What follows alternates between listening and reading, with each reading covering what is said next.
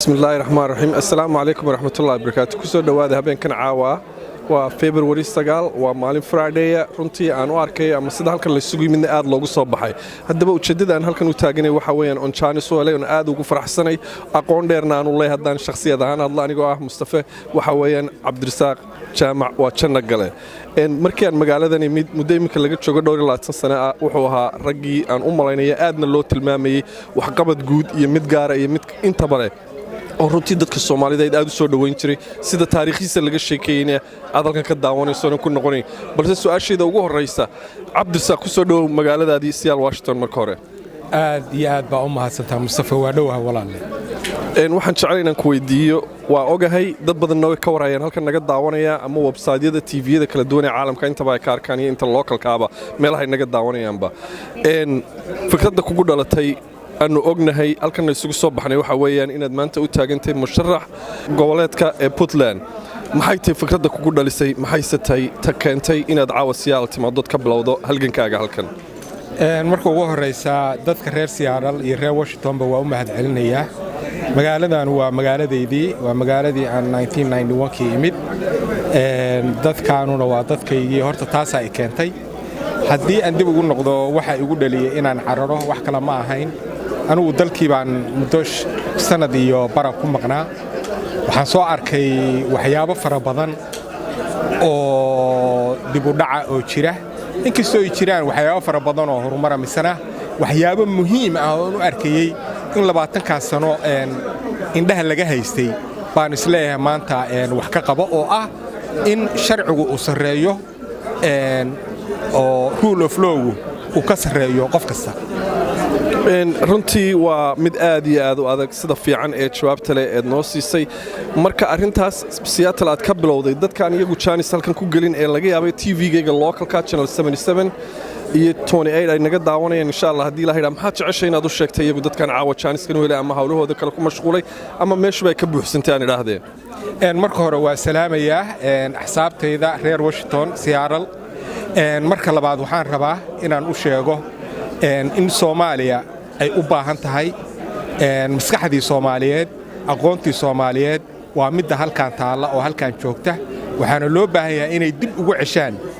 dalkii maskaxdii iyo maalkii ay halkaan ka tabcadeen fikradaad xambaarsantahay runtii waa mid aan oran karay dadka qurbaha joogay ee la darsay wadamo aan isku luqad ahayn isku diin ahayn isku kalar ahayn fikradahaasi dad badan baad isku dareentiin haddaan shakhsiyad ahaan anigu hadlo arintaas ma ku jirtaa tada wadanka ku jira isbedel weyn inta lag ay noqonaysaa inaad ku samayso isbedelka ugu weyn oo aan rabo anigu inaan sameeyo waxa weeye sida ka wareysaan ba Soomaaliya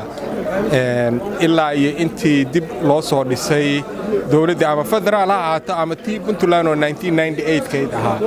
wali waxa lagu jiraa hab aad iyo aad u dambeeya oo nidaamka dawliga ah uu ku dhisan yahay qabiil iyo beel inuu ku dhisan yahay qabiil iyo beelna dadka ma deeqdo cadaalad baa dadka deeqda anu waxaan qabaa marka in shacabka dib loogu cesho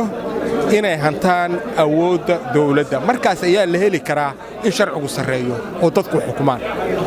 sidaan ka dhadhansaday ama sidaad noo sheegtay caawa dadka wax badan baad la hadagtay fikrada aad runtii u duwan oo wax qabad leh oo dareen leh oo ku raadisay mid aan iyadu ahayn Puntland kaliya maamul goboleedka Puntland ee dad Soomaaliyeed aad ku raadisay saad u hadashay wadamada dariska tiri walaalnimo wax lagu wada dhaamo weeyaan qofkay naga dhintay ama xabadii naga dishay waa qof Soomaaliyeed oo naga dhintay runtii way ka duwantay fikradaha dadka aad moodo gudaha ku jira marka ay qodbadaynayaan hababka u sheegaan balse taa dib aan ugu soo noqday waxaan doonayaa inaan si gaar ah ku weydiiyo isbedelka aad bilowday mid gudaha aad taageero ku haysata ma jira haddii ka qurbaha ay ku istaagaan aad iyo aad taageero weyn baan ku haystaa gudaha ururadii bulshada ardada jaamacada isimada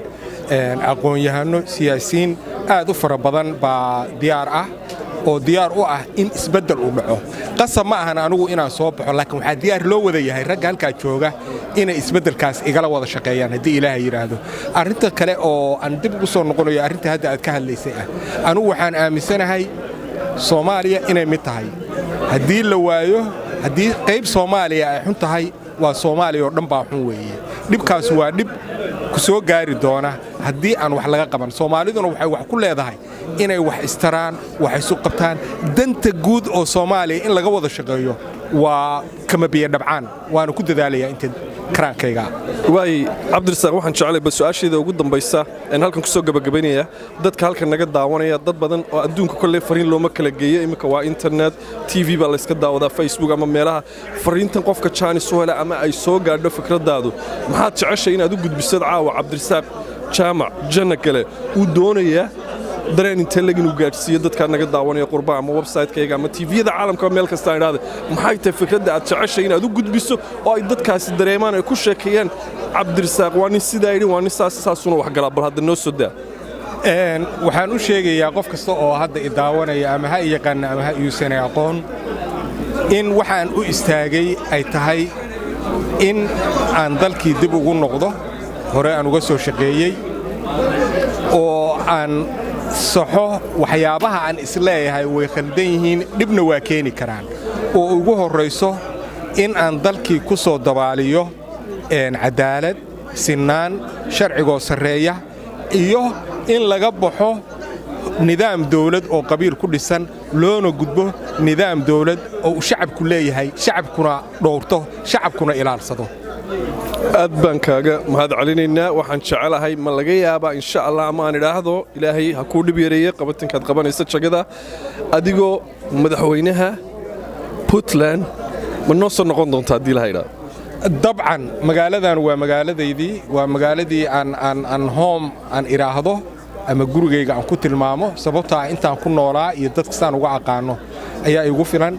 waa ku soo noqonayaa magaalada Tanwaani inay la wadaagi doonaa haddii Ilaahay yiraahdo waxyaabaha farxadda gelinaya dadka Soomaaliyeed meel kasta oo joogaan. waad mahadsantahay jazakallahu khair. Thank you.